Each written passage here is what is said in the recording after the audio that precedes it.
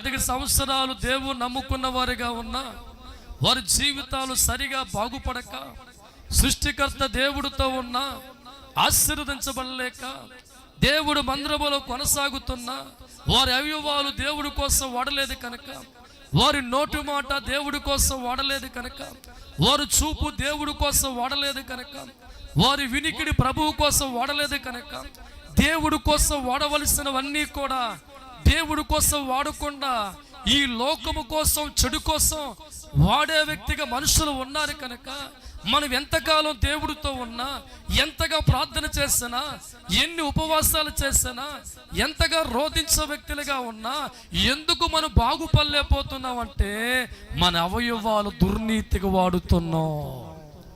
మనం ఎప్పుడైతే దుర్నీతి కోసం మన అవయవాలు వాడకుండా దేవుడి కోసం మనం వాడే వ్యక్తులుగా మార్చబడతామో ఆ దేవుడు నీ కుటుంబంలో ఉంటాడు, నీ గృహములో ఉంటాడు, నీ దేహములో ఉంటాడు.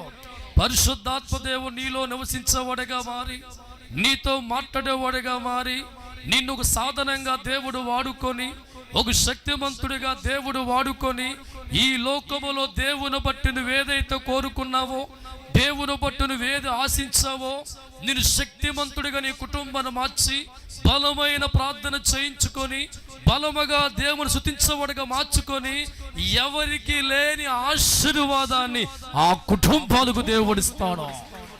హల్లెలూయా. సోదరా, దేవుని బట్టి కలిగిన దేహాన్ని జీవము కలిగిన దేవుడి కోసం ఈ లోకంలో వాడుతున్నావా? దేవుడు వల్ల ఇచ్చిన ఈ చేతుల్ని దేవుడు స్తుతించే వాడుతున్నావా? లేదంటే దుర్నీతి కోసం సాధనాలుగా వాడుకుంటున్నావా? ఎందరో జీవితాల వారి దేహాన్ని లోకము కోసం వాడేవారిగా, పాపము కోసం వాడేవారిగా, చెడు కార్యములు చేయడానికి వాడేవారిగా, వారికి దేవుని బట్టి ఇవ్వబడిన అవయవాలు దుర్నీతి సాధనాలుగా వాడి ఆశీర్వాదం కోల్పోయిన కుటుంబాలు ఎన్నో కనబడుతున్నాయి.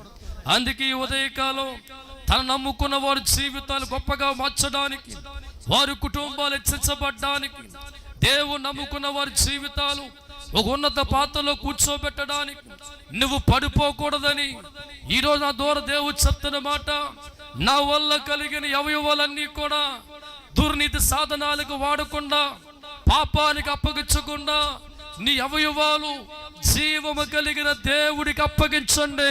ఆయన మమ్మల్ని ఓడడం మొదలు పెడతాడు. హల్లెలూయా.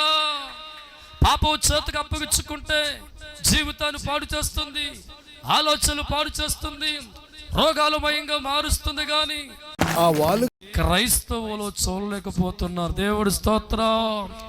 అందుకే దేవుడు వాక్యం అంటుంది, మీకు ఇవ్వబడిన ఈ అవయవాలన్నీ కూడా దుర్నీతి సాధనాల కింద వాడక, పాపానికి అప్పగించక, జీవము కలిగిన దేవుడికి ఏం చేయాలంట?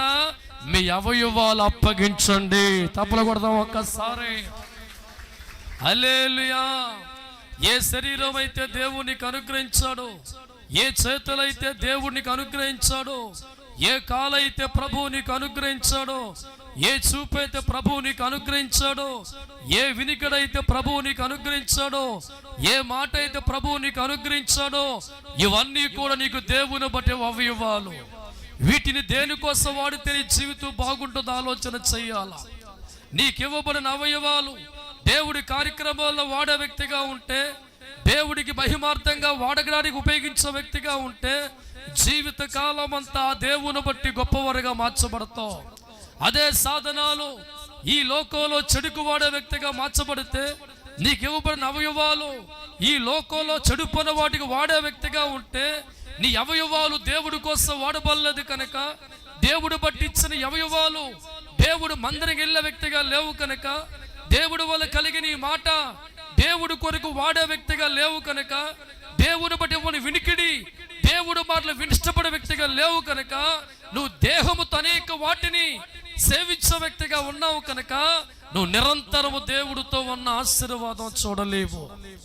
నిరంతరం దేవుడు మందిరంలో ఉన్న దీవును చెందికంటే, నువ్వు దేవుడు మందిరంలో పేరుకు మాత్రమే ఉండి దేవుడు బట్టి ఇవ్వబడి అవయవాలు చెడుకి, పాపానికి, లోకానికి వాడుతున్న వ్యక్తిగా ఉంటే ఆ కుటుంబాలు దేవుని బట్టి ఆశీర్వాదం చూడవు.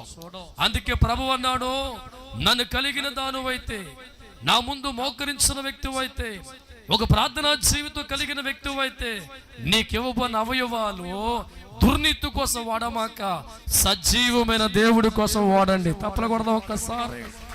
హల్లెలూయా. మనకిచ్చిన దేహాన్ని దేవుడి కోసం వాడవలసిన మనుషులు వారి సొంత కోరికల కోసం వాడేవారు చాలా మంది ఉన్నాం.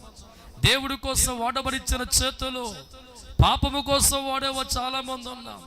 దేవుని స్తుతించిన నోరుని తాగుడుతో, స్మోకింగ్తో నింపేసేవా చాలా మంది ఉన్నాం. నువ్వు నడవడానికి, మందిరానికి వెళ్ళడానికి, మంచి కార్యము చేయడానికి కాలుతే కబ్బులకి పబ్బులకి నడిపించవ చాలా మంది ఉన్నాం. వీళ్ళెవరో తెలుసా? క్రైస్తవులు. ఎవరండి? దేవుళ్ళు కడగబడి, దేవుని నమ్ముకొని ప్రతి ఆదివారం మందిరికి వెళ్ళి ఆరాధించిన భక్తులు కూడా వారికి ఇచ్చిన అవయవాలు సరిగా దేవుడికి